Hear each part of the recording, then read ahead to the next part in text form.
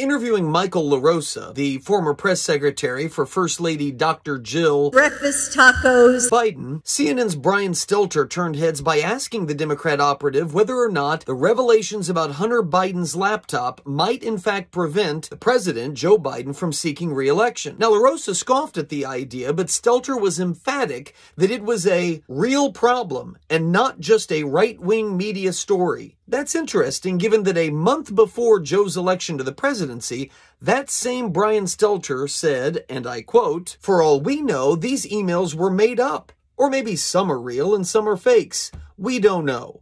But we do know that this is a classic example of the right-wing media machine." Stelter called the whole story a manufactured scandal by Fox and Donald Trump, saying, "Hunter has already apologized. Well, he's already admitted to poor judgment and swampy behavior. His father has said that it will not happen again, and at this point, most people have moved on." Yet now, as it's possible that Hunter Biden will be indicted by federal prosecutors, this face of CNN, Brian Stelter, pivots completely around and claims this is no manufactured crisis. In fact, it could tube President Biden's re-election hopes. Does anyone not see what's actually going on here? Everyone knows what CNN is. Everyone knows it's the propaganda arm of the modern Democrat Party. In October of 2020, when the Democrats desperately needed Joe Biden to get elected, Brian Stelter took his orders. "What is thy bidding, my master?" and dutifully downplayed the significance of Hunter's illegal activity. But now, when Democrats desperately need Joe Biden to not run for re-election in 2024,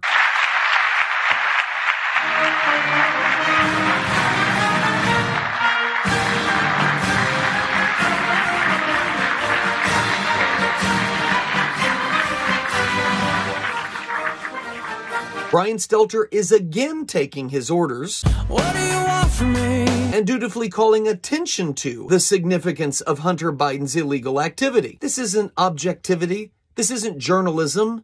It's, well, pathetic.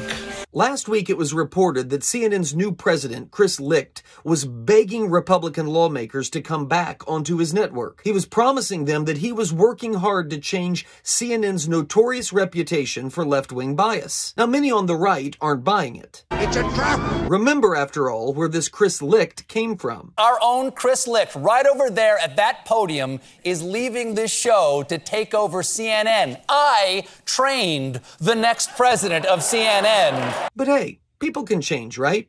So maybe this should be the deal that the Republican Party offers the Clown News Network. You guys will start seeing this guy when we're all no longer seeing this guy.